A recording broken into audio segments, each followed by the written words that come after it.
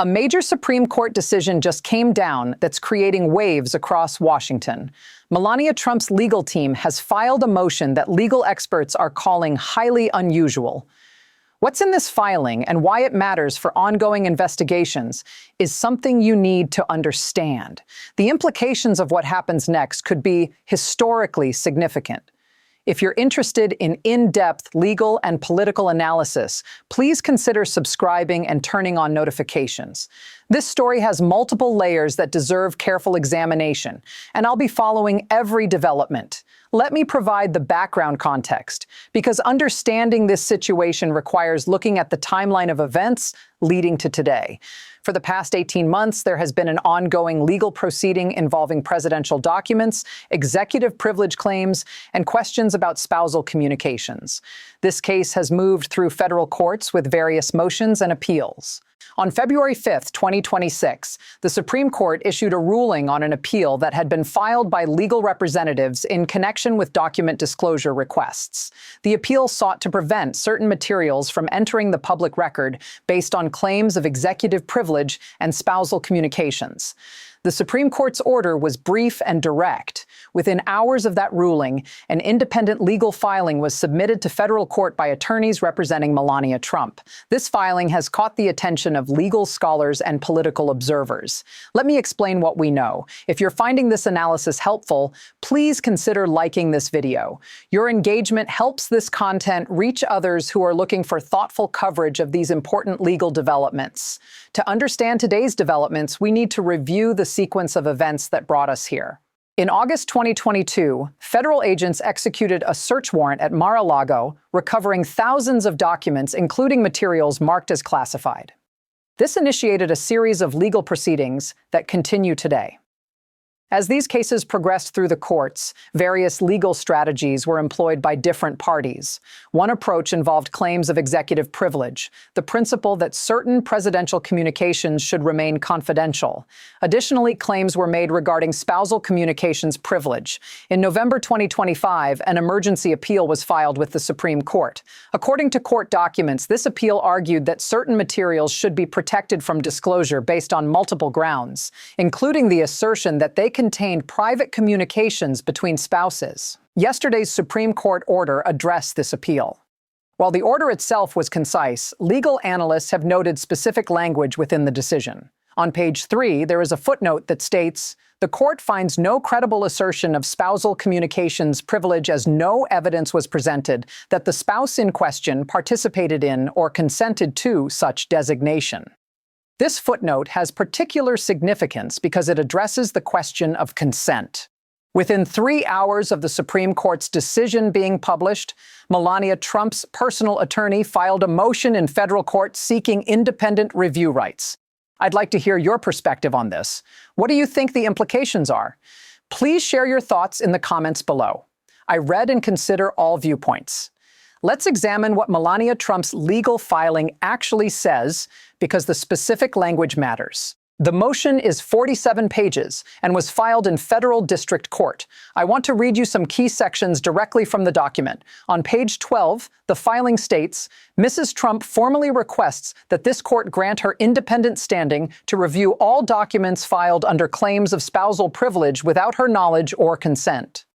Furthermore, Mrs. Trump reserves the right to publicly clarify any mischaracterizations of private communications. This language is significant for several reasons. First, it requests independent standing, meaning Melania Trump wants to be recognized as a separate legal party, not simply as someone represented by another party's attorneys. Second, it specifically mentions documents filed without her knowledge or consent. This suggests that privilege claims were made on her behalf without her being consulted. Third, it reserves the right to publicly clarify, meaning if she reviews documents and finds that communications have been mischaracterized, she may make a public statement about that. According to Jennifer Rogers, a former federal prosecutor who now teaches at NYU Law School, this type of filing is uncommon. She stated in an interview with NBC News, "It's unusual to see a spouse assert independent legal interests that potentially conflict with privilege claims made by another party. This creates a complex legal situation." The second important aspect of this filing involves document access and review. On pages 28 to 34 of Melania Trump's motion, her attorneys discuss categories of documents that may have been included in privilege claims. The filing references financial documents and business communications that were potentially classified under spousal privilege. The motion argues that Melania Trump has independent interests in understanding what documents bear her name or relate to entities where she may have legal or financial responsibilities. Legal analyst Lisa Bloom noted on social media, if documents involve financial transactions or business entities where someone has personal liability exposure, that person has a legitimate interest in understanding what's being claimed on their behalf. The Washington Post spoke with a source familiar with the matter, granted anonymity because they're not authorized to discuss pending litigation, who indicated that questions arose during routine legal review processes about the scope of documents included in privilege claims. This raises practical questions. If documents involve financial matters, tax implications, or business entities, does one party have the right to claim privilege over those documents without the other party's knowledge? Courts will need to address these questions. The third element worth examining is the timing of events, which several legal observers have found noteworthy. Let me walk through the timeline based on court records and public reporting. February 2nd, 2026. Final briefing submitted to Supreme Court February 4th, 2026. Reports indicate meetings between Melania Trump and her legal team at Mar-a-Lago, February 5th, 2026, 10 a.m. Supreme Court releases its order February 5th, 2026, 1:47 p.m. Melania Trump's motion filed in federal court, a 47-page legal motion with detailed arguments and supporting documentation, filed less than 4 hours after the Supreme Court's decision. Constitutional law attorney Lisa Rubin commented, "A filing of this complexity suggests substantial preparation. Legal teams don't produce documents like this in a few hours. This was prepared in advance, likely in anticipation of the Supreme Court's ruling." What this suggests is that Melania Trump's legal team had been monitoring the Supreme Court case and prepared responsive documents based on possible outcomes. This level of legal preparation indicates deliberate strategic planning. If you're appreciating this detailed analysis, please subscribe to this channel. I'm committed to providing thorough, fact-based coverage of developing legal and political stories. Your subscription helps make this content possible. Let's look at how various parties and observers are responding to these developments. A spokesperson for Trump's legal team released a statement that said, "We are reviewing the filing and will respond appropriately through proper legal channels. We maintain confidence in our legal positions." Notice that this statement doesn't address the specific substance of Melania Trump's filing. It's a general statement about reviewing and responding through legal process.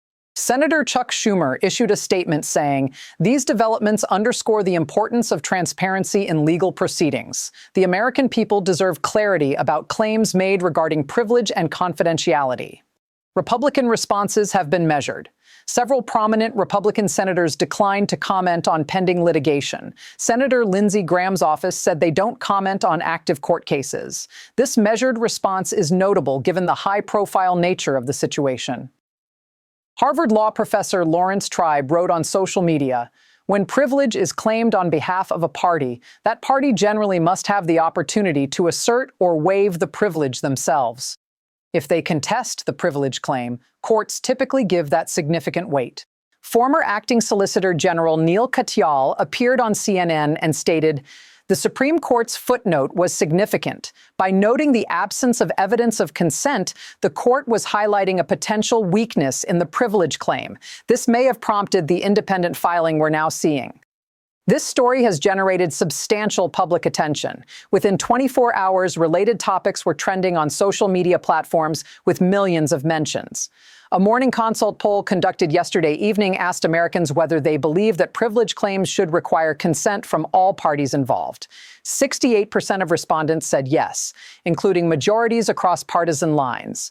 To understand the significance of what we're witnessing, it's helpful to place this in historical context. During the Watergate investigation in the 1970s, President Richard Nixon claimed executive privilege over White House tape recordings. The Supreme Court ultimately ruled that executive privilege is not not absolute and must be balanced against other interests, particularly in criminal investigations. First Lady Pat Nixon was not independently involved in those legal proceedings. During the Clinton administration in the 1990s, both President Bill Clinton and First Lady Hillary Clinton faced various investigations. While Hillary Clinton testified before Congress and a grand jury, she did not file independent legal motions that conflicted with legal strategies being pursued by the president's attorneys. Their legal representation was coordinated. What we're seeing now has some unique characteristics. A former First Lady asserting independent legal standing while still married. That assertion potentially conflicting with legal claims made by others. This occurring in the context of ongoing federal investigations, the involvement of the Supreme Court in addressing consent issues. Erwin Chemerinsky, dean of Berkeley Law School and a constitutional scholar, told the New York Times, "I've reviewed presidential legal history going back decades. The specific combination of circumstances here, a spouse potentially contesting privilege claims made on their behalf, is unusual and creates interesting legal questions about individual rights versus joint interests." This situation may establish new precedent regarding how spousal privilege operates when spouses have separate legal representation, whether one party can invoke privilege on behalf of another without consent, and how courts balance executive privilege claims against individual rights. These are questions that law schools may study and courts may reference for years to come. If you're finding value in this comprehensive analysis, please consider liking this video. It helps others discover this content and supports the creation of more detailed coverage like this. Let's analyze what these developments could mean across several dimensions. From a legal standpoint, if Melania Trump is granted independent standing to review documents, several things could happen. First, she would have access to materials that have been part of privilege claims. She could then assess whether those claims accurately represent her communications and interests. Second, if she finds that privilege claims were made inaccurately, she could file supplemental motions clarifying the record. This could affect whether certain documents remain protected or become available in legal proceedings. Third, this could influence how future privilege claims are evaluated. Courts may require more explicit evidence of consent when privilege is claimed on behalf of multiple parties. Attorney and former prosecutor Glenn Kirshner explained, "Privilege exists to protect communications, but it requires that all parties to those communications agree to assert the privilege. If one party says the privilege doesn't apply, that's legally significant." From a political perspective, this situation unfolds during an election cycle. How the public perceives these legal developments may influence political dynamics. The key question for political observers is whether this situation affects public perception of unity or division within high-profile families involved in politics. Public opinion polling suggests that voters consider character and family dynamics as factors in their political assessments. The filing's reference to financial documents raises practical questions. If documents involve business transactions, tax filings, or asset valuations, multiple parties may have legitimate interests in understanding how those materials are characterized. Financial law experts note that when spouses have joint tax liability or shared business interests, each party has standing to understand what representations are being made about financial matters.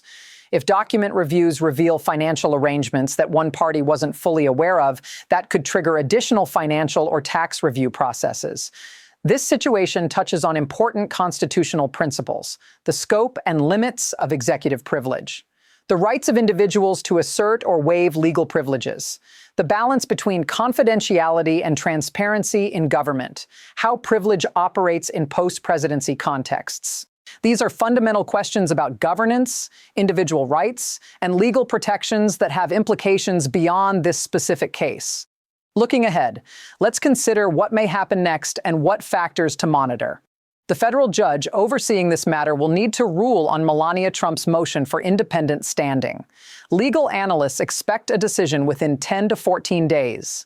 If standing is granted, her attorneys would likely receive access to disputed documents within 30 days for review and assessment. Following that review, several paths are possible. First scenario, Melania Trump's attorneys review the documents and file a clarifying motion that addresses specific characterizations. This could result in some documents remaining privileged while others become available for legal proceedings. This protects both her interests and maintains legitimate privacy where appropriate. Second scenario, the review finds that privilege claims were appropriately made with proper basis. Melania Trump's filing serves primarily to establish her independent review rights, and the legal status of most documents remains unchanged. Third scenario, the review identifies substantial mischaracterizations or documents that shouldn't have been included in privilege claims. This would require additional court proceedings to resolve disputes about what should remain confidential versus what should be accessible. Several indicators will tell us how this situation develops. Court rulings, how quickly and in what manner the judge addresses the standing motion. Additional filings, whether other parties submit responses or counter motions. Legal expert commentary, how scholars and practitioners assess the arguments being made. Procedural developments, whether this affects timelines in other pending legal matters. Regardless of the specific outcome, this situation highlights important principles. The right of individuals to have a voice in legal claims made on their behalf, the complexity of privilege, claims involving multiple parties, the importance of consent in legal proceedings, how courts balance competing interests in sensitive cases. These principles extend beyond any individual case and reflect fundamental aspects of legal rights and due process. Let me summarize the key points we've covered. First, the Supreme Court issued a decision that specifically noted the absence of evidence of consent regarding spousal privilege claims. Second, within hours, Melania Trump's attorneys filed a motion seeking independent standing to review documents filed under privilege claims in her name. Third, this filing raises questions about financial documents, consent requirements, and individual legal rights. Fourth, legal experts note this situation is unusual and may establish important precedent about how privilege operates when parties have separate representation. This is clearly a developing story with potentially significant legal and political implications. I'll be following every development and providing continued analysis. If you found this breakdown valuable, please subscribe to stay informed about updates. Consider liking this video and sharing it with others who are interested in understanding these complex legal issues. I'd especially appreciate your thoughts in the comments. What aspects of this situation do you think are most significant? What questions do you still have? I read every comment, and your input helps shape future coverage. Thank you for watching this in-depth analysis. Until next time, stay informed and keep questioning.